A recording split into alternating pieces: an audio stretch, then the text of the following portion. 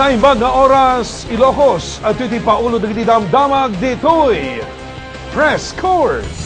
Ti paulo dagiti damdamag ditoy press corps. Lakay, pinaltugan ti mapapati a riding in tandem. Kaso a pamaltog, na areglo. Konsehala, adda iti estado nga hospital arrest. Bangkay ti bakit, nasarakan iti igid kabaybayan. Karbengan dagiti masakit a balot, na ibinsa-binsar. Unit 3 Athletic Meet, Manarimaan. Keniti damag ay ayam. Hit ken sans. Bimara. Ti detalye dagiti damdamag. Pinaltugan ti mapapati a riding in tandem ti may sa alakay sa Jay Barangay Baksil, San Juan, Ilocos Sur.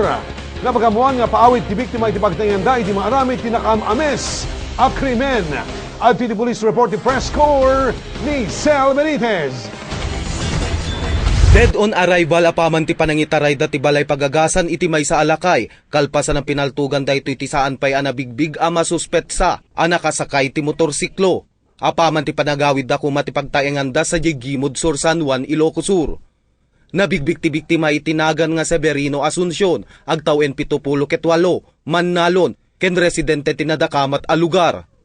Iti investigasyon ti PNP San Juan, paawit ti biktima usar ti tricycle ken sakay na dito ti anak ken ti apuna, ket idi nakadanon da iti National Highway, asakop ti Barangay Baksil San Juan, ditamit ten a pinaltugan ti mamitlo a daras, dagiti saan pa'y anabigbig a riding in tandem. Agawid da nga agpalaod, ket idi makadanon da ti highway, nag-stop da, siyempre da ti lugan. Di pagamamuan lang karon nga damot dagitoy suspect nga duwa nga nakalugan ti motorcycle. Bigla latan nga pinaputukon da isuna tinamitlo nga daras. Ti panagdamdamag medyay do mo tinakakita ng aming nga malasin kun adamay. Ta posible nga sangsangeli daw no kwa ta tiso dami nakabulkap ta nakakalunga do tapos nakabarabad da ti rupa da. Nagsagrap ti talo atama ti makinkan nigit aparte ti ulo ni Asuncion, nga iso ti makaigapo ti insigida nga ipupusay na, mapapati ana usar ken kuana, ket kalibre 45 apaltog. Basar da ito'y tinakita dagiti otoridad, a kapsula iti crime scene. Kung ti panag-impormasyon may, mo ti mangimbaga nga may panggap ti daga, riri ti daga. Iti may isa nga posible nga kwa. Buti-buti pa nakapasama dito yung insidente. Itaagundaway agdamapay lang ti panakaiwayat tinainget nga investigasyon iti krimen. Sel Benitez, Core TV News. Naareglon ti kaso apang magsulit ti ila magsinggan iti daytoy nga aldaw. Kalpasan na binayadan ti suspect ti katad ti hospitalization expenses ti biktima. Ti pakabuklan daytoy adamag manimod kani press corps Mark Reulicio. Naareglon ti kaso apam magsul ana pasamag iti ili a magsinggal Ilocos Sur. Iti daytoy nga aldaw Nobyembre 13, babaen iti tulong ti Philippine National Police iti nasao nga ili. May palagip nga iti Nobyembre 2, nabagsul ti managan Arnel Tolosa Renon, 40 anyos ken residente ti Barangay Pagsanaan Sur Magsinggal. Bayad iti panaganawa na ken iti suspect ani Genesis Ducayag Baile, 28 anyos, residente ti Barangay Udangan Lapas Abra, ama kiringringgor idi ken iti managan Mariel Tumaneng. Base iti napagpapatangan, abayad ni Genesis Baile ti 7,870 pesos para iti panaka-ospital ni Arnel Renon. Mark Reulicio, Core TV News. Iti sa baling adamag madamati panakatamtaming ni Konsehala Selfin Vallejo iti may isang balay pagagasan iti Ilia Kabugaw. Hospital arrest tinagtinagan ti Konsehala gapwen ti saan nga nasaya at akasasaad daytoy.